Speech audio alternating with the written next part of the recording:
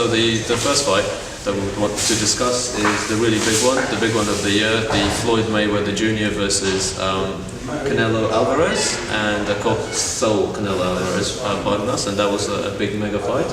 And what were your thoughts about the actual big bout of the year? Yeah, it was very good fight.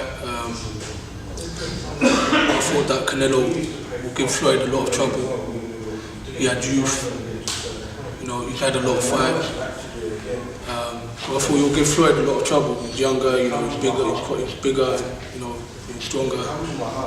Yeah, I enjoyed watching the 24/7 very much, and literally looking forward to every episode as they were coming on online.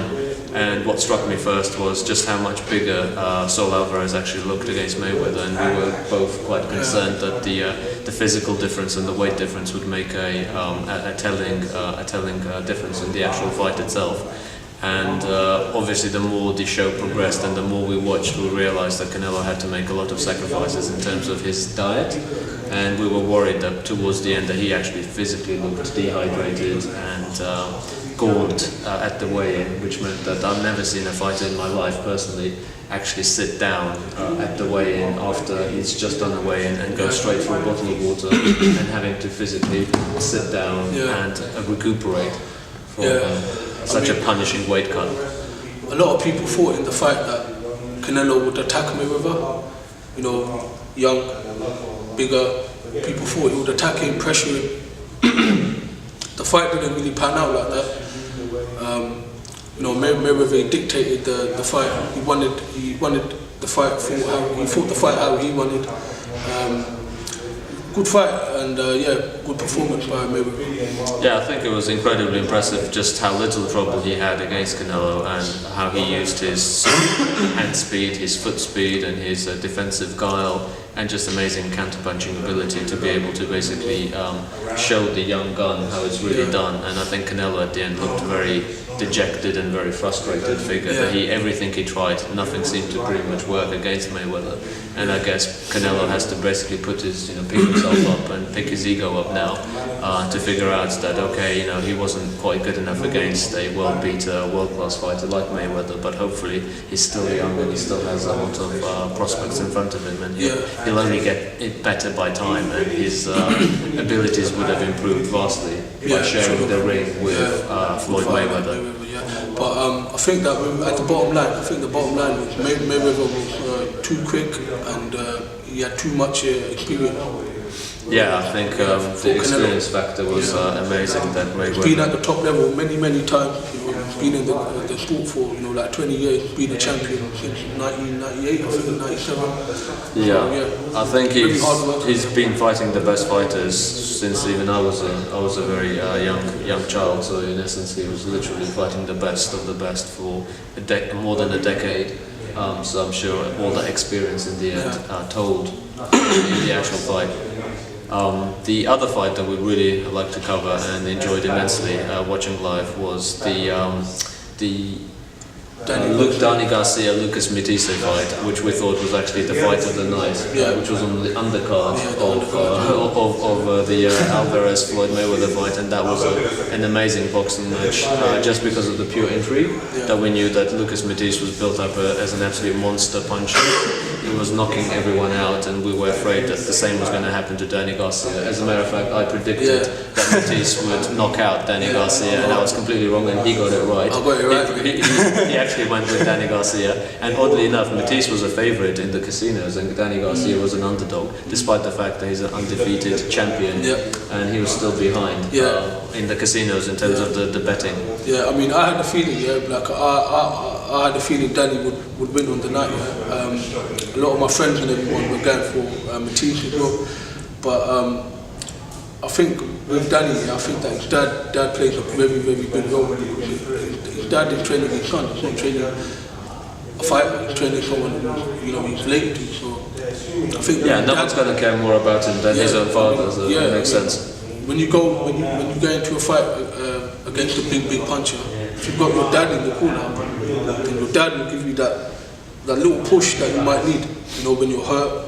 If you're feeling dejected. Like he was in the ring, he says, "What did you do, man? What did you do, man?" And that actually gets him. I think his dad being in the corner, and helped him, and giving him a lot of motivation and to go on and do what he's got to do. Yeah, so that performance was incredibly impressive, and the way he was able to literally nullify the incredible offense of Matthysse and actually cut him above the eye. So yeah, I mean, Danny Garcia is an absolute, very impressive champion at his limit. Young as well. Young. And he's still very young, and as long as determined, and he's very good. Yeah. As long as he doesn't let himself go, he's basically, the world is his oyster, and he can now pretty much pick just about any fight out there. Maybe apart from the Mayweather fight, because that might be still too quick for him. But otherwise, he basically gets to pick and choose who he wants next in terms of his opponents coming up. Right, so the last topic we want to discuss was the big mega fight in the UK that never actually was, the heavyweight contest between Tyson Fury and David Haye in 2013.